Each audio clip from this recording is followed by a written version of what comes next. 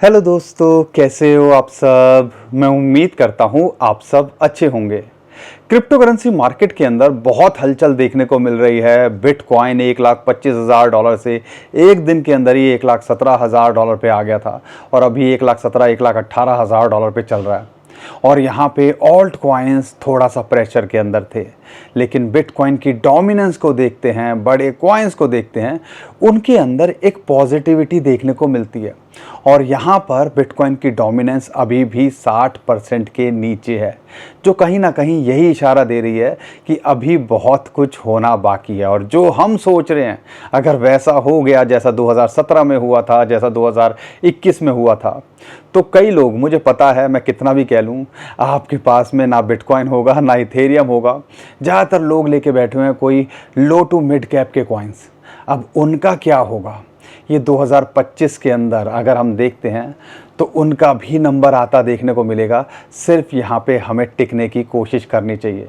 लेकिन यहाँ पर जो हलचल चल रही है और जो इन्फ्लो देखा जा रहा है यूएसडीटी के अंदर, यूएसडीसी के अंदर, मार्केट के अंदर एक बात और एक ये रूल समझ के चलिएगा। यूजुअली क्या होता है, पिछले हफ्ते के अंदर बहुत कुछ उथल पुथल देखने को मिली। डोनाल्ड ट्रंप के टैरिफ की भी बात निकल के आई। यहाँ पे जो पीपीआई का डाटा था वो भी 2022 के बाद में सबसे बड़ा निकल के आया।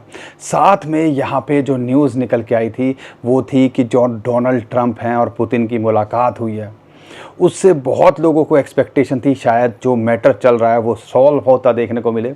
हालांकि ऐसा कुछ हुआ नहीं, लेकिन यहाँ पर उसकी वजह से मार्केट प्रेशर के अंदर थी और उसका इम्पैक्ट बिटकॉइन और क्रिप्टो करेंसी पे देखने को मिल रहा था। लेकिन आपको ये पता होना चाहिए कि मैन्युपुलेटर्स की बात करते हैं, वेल्स इंस्टीट्यूशंस, उनकी क्या चाल चल रही है। क्या वो यहाँ पे सेलिंग कर रहे हैं, क्या वो बाइंग कर रहे हैं, और यही सब चीज़ें मैं इस वीडियो के अंदर आपको बताने वाला हूँ। और जो डेटा, जो इंडिकेटर निकल के आ रहे हैं, उसके बारे में भी मैं इस वीडियो के अंदर आपके साथ शेयर करूँगा।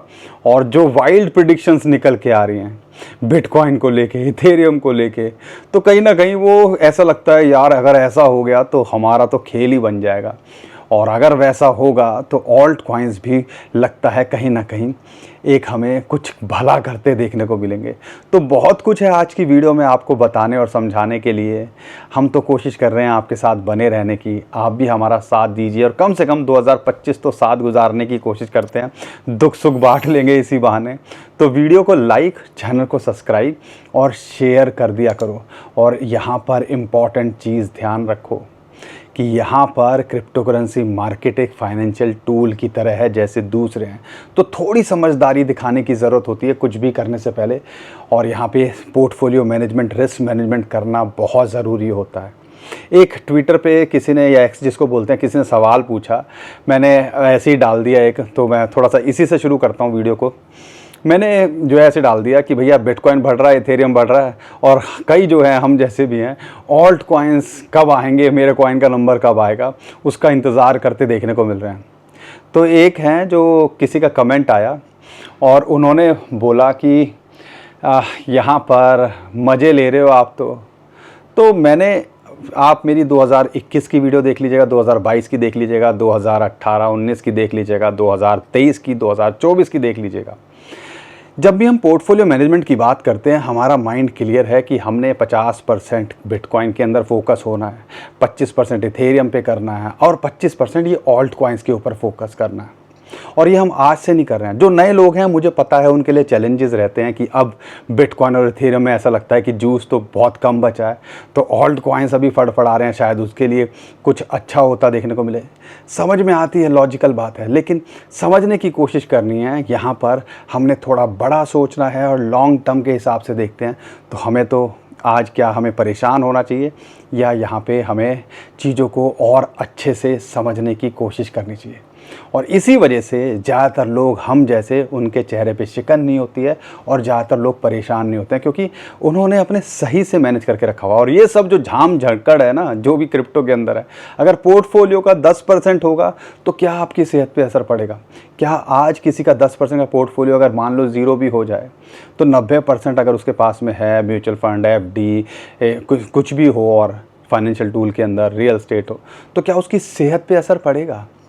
वो झेल जाएगा। लेकिन हम में से ज़्यादातर हैं भैया, वो कहते हैं ना कि या तो बाबा रेल में या जेल में, ठीक है, या तो चांद तक नहीं तो शाम तक। हम में से ज़्यादातर लोग वही हैं कि कुछ भी कॉइन लेके बैठे और ये सोच रहे हैं कि हम बस पता नहीं यहाँ से क्या हो जाएगा। एक प्रिडिक्शन क्या कह रहा हूँ, एक और शख्स का जो है मैसेज आया जब मैंने पूछा था कि ऑल्ट कॉइन्स कौन से होल्ड करके बैठे और क्या लगता है। किसी ने बोला शिबा इनू $1 हो जाएगा। अब ये बातें कोई लॉजिकल हो सकती हैं क्या? शिबा इनू $1 होगा तो बिटकॉइन तो भैया उसके सामने बोना दिखाई देगा। तो ये लॉजिकल है और यही चीज़ आपको कह रहा हूँ कि रिसर्च करो, स्टडी करो, एनालाइज करो और उसके बाद जो है सारी चीज़ें करने की कोशिश किया करो। नहीं तो फिर मैंने पूछा भैया कहाँ से आपने ये देखा? कह रहे सर किसी वीडियो में देखा था किसी की। अब आप मुझे बताओ यहाँ पर क्या जिसको थोड़ी समझ होगी या थोड़ा सा रिसर्च करेगा, क्या वो ऐसी बात बोल भी सकता है? ठीक है, और क्या कौन बताने वाला और कौन यहाँ पे ऐसे खरीदने वाला, दोनों का आप सिचुएशन सोचो और क्या माइंडसेट होगा। इसीलिए कहते हैं थोड़ा सा लॉजिकल बनने की कोशिश करनी चाहिए। तो ये जो है थोड़ा ऑफ ट्रैक हो जाती है, लेकिन ये बातें समझ में आनी चाहिए और 2025 के अंदर हमें टिकने की कोशिश करनी है। इतना सा काम आपको हमारे साथ मिलके करना है। लेकिन यहाँ पे मार्केट के अंदर पिछले हफ्ते जो हुआ है उसके बाद अभी मार्केट थोड़ी सी रिकवर करते देखने को मिल रही है और हमें उम्मीद है अगले हफ्ते के अंदर और बहुत कुछ अच्छा होता देखने को मिलना चाहिए। अगस्त के अंदर अच्छा होता देखने को मिलना चाहिए। उसके पीछे के 2-3 कारण भी मैं गिनवाऊंगा, लेकिन सबसे पहले जो परसों की बड़ी न्यूज़ थी, डोनाल्ड ट्रंप और पुतिन की अलास्का के अंदर यहाँ पे मीटिंग हुई थी कि जो रशिया यूक्रेन के बीच में चल रहा है वो रिजॉल्व हो जाए। हालांकि बात शुरू हुई है, एक पॉजिटिव सिग्नल मिल रहा है, लेकिन इंस्टेंटली कोई सॉल्यूशन निकल जाता शायद हम भी एक्सपेक्ट नहीं कर रहे थे, मार्केट भी एक्सपेक्ट नहीं कर रही थी। लेकिन मैन्युपुलेटर्स भैया खेल करते हैं। हम 4-5 बजे रात को लगे हुए हैं ट्वीट करने में, अपडेट करने में कि भैया हमारे भाई बहन जो जगे होंगे इस चीज़ को लेके कि मार्केट क्रैश ना कर जाए, पंप ना कर जाए। तो यहाँ पे हम तो अपनी मेहनत कर ही रहे हैं ना। तो यहाँ पे अभी कुछ नहीं निकल के आया, लेकिन बात शुरू हुई है और कहीं ना कहीं एक पॉजिटिव वाइब्स निकल के आती है। तो उम्मीद की जाती है कि आने वाले टाइम के अंदर ये मैटर भी रिजॉल्व होते देखने को मिलेंगे, टैरिफ के मैटर भी रिजॉल्व होते देखने को मिलेंगे और ये सब चीज़ें टेम्परेरी होती हैं जिसको हमें समझने की कोशिश करनी चाहिए। लेकिन यहाँ पे सितंबर का महीना यूजुअली मार्केट के लिए अच्छा नहीं होता है, लेकिन शायद ये सितंबर का महीना अच्छा होते देखने को मिले, क्योंकि 92% एक्सपेक्ट किया जा रहा है कि यहाँ पे इंटरेस्ट रेट कट करता दिखेगा। और जो बहुत सारे JP मॉर्गन हो गया और दूसरे जो लोग एक्सपेक्ट कर रहे हैं कि हो सकता है 3 लगातार कंसेक्यूटिवली 225 बेसिस पॉइंट वो यहाँ कट करते देखने को मिले। तो आप कह लीजिए साइकिल वाइज देखते हैं, क्वार्टर वाइज देखते हैं, हिस्टोरिकली देखते हैं, तो अगले 3 महीने के अंदर लगातार इंटरेस्ट रेट कट होंगे। और जब भी इंटरेस्ट रेट कट होते हैं फेड के, ग्लोबल मार्केट और बिटकॉइन और क्रिप्टो करेंसी पे क्या पॉजिटिव इम्पैक्ट पड़ता है। और इस डॉट को इससे कनेक्ट कर दें हिस्टोरिकली डाटा से, हर साल के क्वार्टर से, यहाँ पे हर 4 साल के साइकिल के अंदर आखिरी क्वार्टर से, तो भैया सारे डॉट कनेक्ट होके कहीं ना कहीं इसी तरफ इशारा दे रहे हैं कि अभी बहुत कुछ बिटकॉइन क्रिप्टो करेंसी के अंदर होता देखने को मिल सकता है। तो यही डॉट कनेक्ट करने हैं थोड़ा सा रिस्क को मैनेज करके। ठीक है, उम्मीद करता हूँ चीज़ें समझ में आ रही होंगी। और साथ के साथ में आप मुझे बताओ, आपके पास में अगर बहुत सारे मतलब इफ़ यू हैव, कई होते हैं ना जैसे कि करोड़ों रुपए होंगे, तो आप क्या करोगे? उनका क्या करोगे? लॉजिकली मुझे बताना। अगर आपको कुछ यहाँ ख़रीदना होगा तो क्या करोगे? आप कोशिश करोगे कि भैया मुझे डिप में कुछ मिल जाए, मेरे को अगर हज़ारों करोड़ों रुपए होंगे, देखो 100, 200, 500, 1000, 2000 रुपये होंगे, 10,000 होंगे, तो किसी भी रेट पे आप ले लोगे, क्या सेहत पे असर पड़ना है। लेकिन जब आपके पास में हज़ारों करोड़ हो जाते हैं, जैसे कि वेल्स इंस्टीट्यूशंस के पास होते हैं, तो आप क्या करोगे? कोशिश करोगे कि भैया यहाँ पर 5-10% थोड़ा सा कैसे भी प्रेशर करके मार्केट को मैनिपुलेट करके नीचे आए और मैं यहाँ एंट्री बनाने की कोशिश करूँ। और ये चीज़ हमेशा होती आई है जब से बिटकॉइन और क्रिप्टो करेंसी के अंदर पिछले 1 साल का हिस्टोरिकली डाटा देख लेना। और USDT मिंट हुए कल या परसों $1 बिलियन, $2.5 बिलियन USDC मिंट हुए पिछले हफ्ते के अंदर, पिछले यानी कि 3-4 दिनों के अंदर। तो ये जो टोटल कैलकुलेशन आती है कितनी आती है? ऑलमोस्ट 25-30 हज़ार करोड़ रुपए का इन्फ्लो। अब वो किस लिए हुआ होगा? वो इसलिए तो नहीं होगा कि भैया यहाँ पर हमारे भाई बहन हैं उनके लिए मार्केट को अच्छा करना है। वो इसलिए होगा कि भैया हम ये जो है ना, इनसे थोड़ा सा जैसे भी करके प्रेशर में लाएं, मार्केट को यहाँ पे प्रेशर में लेके आएं। और वीकेंड वैसे है, वाइट कॉलर बाबू नहीं है, और नीचे माल ला के ख़रीदने की कोशिश करें। और यही चीज़ हमेशा होती आई है और यही चीज़ अभी होते देखने को मिल रही है। इसलिए जो है जब भी USDT और USDC मिंट होते हैं और वो भी इतने बल्क के अंदर, तो यहाँ पे हमें कहीं ना कहीं दोनों तरफ से देखना है कि माहौल क्या बन रहा है, ये क्या करना चाह रहे हैं और आने वाले टाइम के अंदर क्या हो सकता है। तो इससे आप समझ सकते हो कि यहाँ पर इंस्टेंटली थोड़ा प्रेशर में हो सकती है, लेकिन अगले हफ्ते के अंदर उम्मीद की जा सकती है कि यहाँ पे एक पुश मिल सकता है। शॉर्ट टर्म में अगर उधेड़-बुन होती है, सपोर्ट्स हैं, रेजिस्टेंस है, आपको पता ही है, तो उन पे आपको फोकस करके चलना है।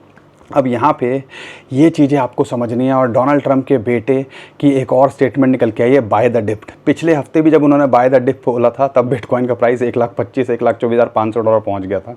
Ethereum almost all time high के आसपास था। अब दोबारा से उन्होंने बोला है, तो कहीं ना कहीं हो सकता है कुछ ऐसी न्यूज़ उनके पास हो जो आने वाले हफ्ते के अंदर और मार्केट को अच्छा, या आने वाले महीनों के अंदर और मार्केट को अच्छा करते देखने को मिले। क्योंकि डोनाल्ड ट्रंप क्रिप्टो करेंसी को लेके प्रो लगते हैं और जो ट्रेजरी सेक्रेटरी हैं वो भी ऑप्शन ढूंढ रहे हैं कैसे करके बिटकॉइन स्ट्रेटेजिक रिजर्व के अंदर बिना इम्पैक्ट डाले उसको अंदर यहाँ पे बिटकॉइन बटोरे जा सकें। बैंकिंग को लेके ईज़ आउट कर दिया, बैंकिंग को लेके मतलब क्रिप्टो करेंसी या क्रिप्टो के लिए जो कहते हैं ना बिजनेसेस, उनके लिए ईज़ आउट, ज़्यादा स्क्रूटनी में नहीं फंसेंगे। ये सारी डेवलपमेंट चल रही है और गवर्नमेंट USA की खुद $24 बिलियन के USDC जो USDC कह रहा हूँ, बिटकॉइन और इथेरियम या दूसरी क्रिप्टो करेंसी लेके बैठी हुई है।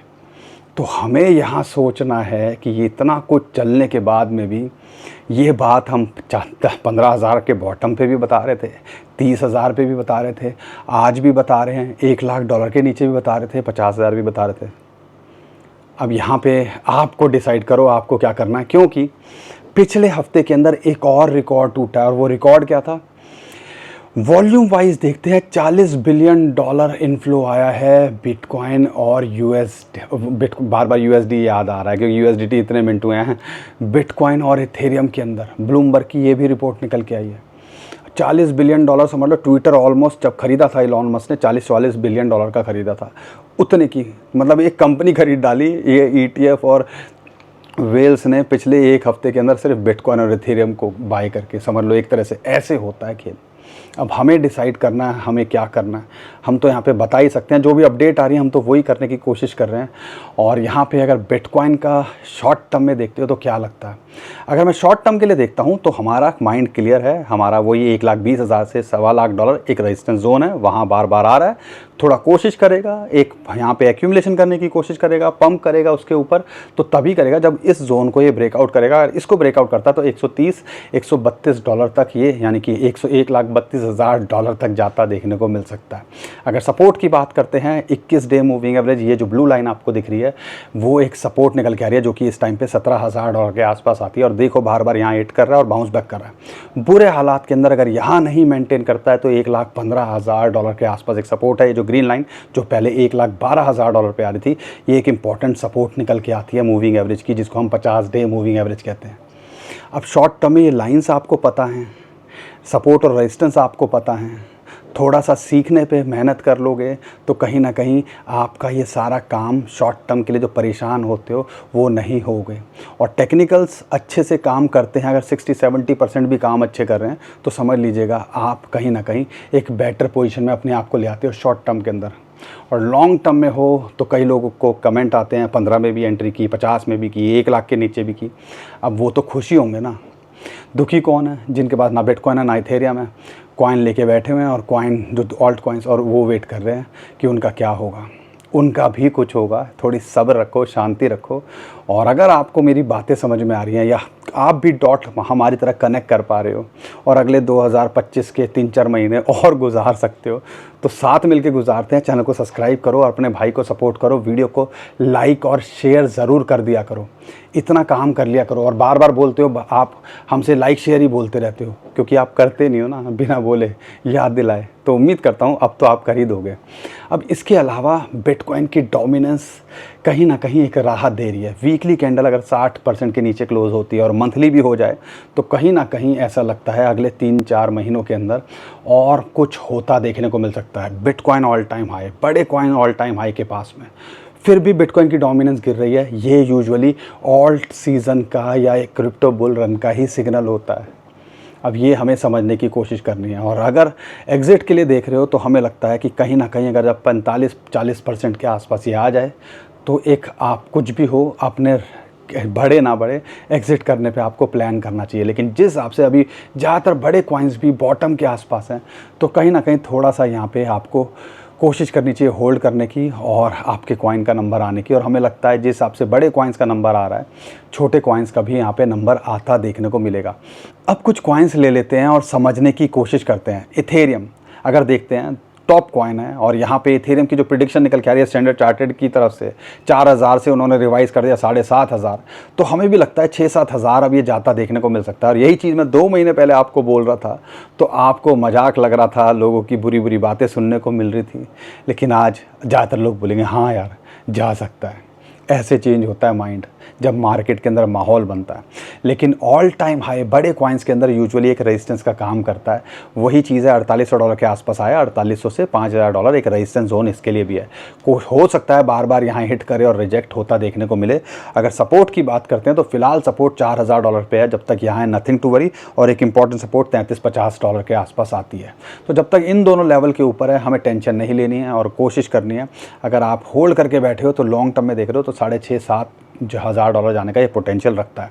आपको क्या लगता है कहाँ तक जा सकता है? क्योंकि स्टैंडर्ड चार्टर्ड 2028 की बात कर रहे हैं, वो कह रहे हैं भैया $25,000 भी जा सकता है। अब हम में से ज़्यादातर लोग कमेंट ही करेंगे, मैंने ही कमेंट कर दिया है यार 2025 की बात कर लो, पहले ही कल्फे हुए हैं, 2028 की बाद में बात करेंगे, पहले एक बार यहाँ से कुछ मलाई तो खाने दो। तो मैं भी आपकी तरफ ही हूँ, मैं किसी और की तरफ नहीं हूँ। हम भी आपकी बातें समझते हैं, हम भी रियलाइज़ करते हैं। तो इसी बात पे कह रहा हूँ कि आपको चीज़ों को समझना है। इथेरियम हो सकता है लॉन्ग टर्म में, लेकिन एंट्री के लिए देख रहे हो तो हम यहाँ पे एंट्री के लिए नहीं देख रहे हैं।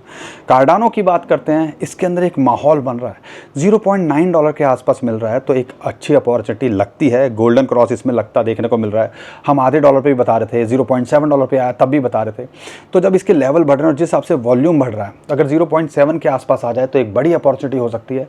और लॉन्ग टर्म में ये ऑल टाइम हाई को भी हिट करता देखने को मिल सकता है जिस हिसाब से इसके अंदर वॉल्यूम और हलचल देखने को मिल रही है। लेकिन इमीडिएटली देख रहे हो, अगर प्रॉफिट बुकिंग प्रिंसिपल निकालने पे फोकस कर रहे हो तो $1.2-1.1 के बीच में आ जाए तो यहाँ पे प्रिंसिपल साइड करके प्रॉफिट के साथ में आप आगे बढ़ सकते हो। इसके अंदर ऐसा लगता है, लेकिन ये पोटेंशियल रखता है टॉप 10 कॉइन्स के अंदर। कुछ कॉइन्स आज अलग लेंगे जो आप हमसे कमेंट में पूछ रहे हो, उन्हीं को सिलेक्ट किया हमने, उसमें उसके बारे में आगे बात करूंगा। लेकिन उससे पहले एक और कॉइन है कॉमन सुई, अगर देखते हैं बड़े कॉइन्स के अंदर आता है $4, वही एक बार रेजिस्टेंस दोबारा निकल के आई। अगर हम एंट्री के लिए देखेंगे तो हम $3-3.5 पे भी नहीं देखेंगे, हम इसको $3.2 के आसपास आए तो अपॉर्चुनिटी के लिए देखेंगे। लेकिन अगर होल्ड करके रखा हुआ है, जैसे बहुत सारे लोग होल्ड करके रखे हुए हैं, तो ऐसा लगता है ये one of the best performing coin हो सकता है इस बुल मार्केट के अंदर। एंट्री के लिए देख रहे हो $3.2, $4 पे एक रेजिस्टेंस है। अगर ये ऑल टाइम हाई $5 के आसपास का जाना कोई बहुत बड़ी बात नहीं लगती है। लेकिन अगर बात करता हूँ एवेक्स को लेके, बहुत सारे लोग कमेंट कर रहे हैं तो आपको बता दूं इसके अंदर भी गोल्डन क्रॉस होता देखने को मिल रहा है। अगर एंट्री के लिए देख रहे हो तो भैया वही $21-22 के आसपास मिले तो फोकस किया जा सकता है। लेकिन हाँ, ये जो है शॉर्ट टू मिड टर्म में 35 से लेके $40 जाने का पोटेंशियल रखता है और लॉन्ग टर्म में अपने दिसंबर के हाई को छूने का भी $50 के आसपास ये पोटेंशियल रखता है। इस पर फोकस किया जा सकता है। चेन लिंक को लेके $5 पे बताते थे, अब $20 पे आ गया तो हम इसको कहाँ क्या करें इसको बता के। लेकिन जब $5-6 पे था एक साल पहले जब हम बताते थे तो लोगों को लगता था पता नहीं क्या होता है। तो इसीलिए पोर्टफोलियो के अंदर बकेट के अंदर बहुत सारी चीज़ें होनी चाहिए। बिटकॉइन होना चाहिए, इथेरियम होना चाहिए, टॉप कॉइन, कोई ना कोई एक कॉइन ही आपको चल जाए। और अभी बुल मार्केट की क्या हम कहते हैं शुरुआत में है या शुरू ही नहीं हुई है, तो यहाँ पे क्या लीड मिल जाती है। इसीलिए कहते हैं डाइवर्सिफिकेशन। इसीलिए जो बड़ी बड़ी किताबें लिखी जाती है ना, ये सब चीज़ें इसीलिए लिखी जाती है कि हम सीख सकें चीज़ें। डाइवर्सिफाई, सुई किसी ने आधे डॉलर पे लिया होता है एक साल पहले जब हम बताते थे, क्या उसको टेंशन में होता? कहीं ना कहीं पोर्टफोलियो की नैया पार तो उसी अकेले ने लगा देता या ये चेन लिंक लगा देता। तो ऐसे कॉइन्स आपको इसलिए कहते हैं कि होने चाहिए, डाइवर्सिफाई करके रखना चाहिए।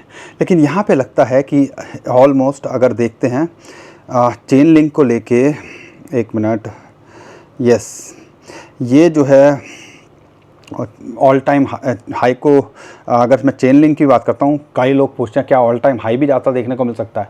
पोटेंशियल रखता है ऑल टाइम हाई पे जाने का, लेकिन इमीडिएटली इसको लगभग 28 से $30 पे एक रेजिस्टेंस, अगर इसके पार जाता है तो ये भी पोटेंशियल रखता है कि अच्छा करता देखने को मिले। एंट्री के लिए देख रहे हैं तो भैया ये $20 के नीचे ही, और एक बढ़िया एंट्री अगर देख रहे हो आप $15 से $17 के बीच में मिलती है। अगर मैं बात करता हूँ यहाँ पे डॉट को लेके बहुत सारे लोग पूछ रहे हैं। डॉट और चेनलिक यूजुअली एक साथ चलते थे, लेकिन अब ऐसा नहीं है, दोनों का अलग चीज़ है। वो RW पे भी काम कर रहे हैं, ये तो इसका तो टीम बस मार्केटिंग पे फोकस लगता है और ज़्यादा कुछ खास लगता नहीं है। एक रेजिस्टेंस मिल रही है इसको लगभग $4 के आसपास। अगर इसके ऊपर जाता है, जो कि 200 डे मूविंग एवरेज एक इंपॉर्टेंट रेजिस्टेंस होती है टेक्निकली भी और साइकोलॉजिकली भी, अगर उसके पार जाता है तो ये भी $5.5 के आसपास लगता है देखने को मिल सकता है। ये भी $10 से $12 जाने का लॉन्ग टर्म में पोटेंशियल रखता है, अपने दिसंबर के हाई को छूने का पोटेंशियल रखता है। एंट्री के लिए देख रहे हो तो $3.8 के आसपास एक एंट्री बनाई जा सकती है।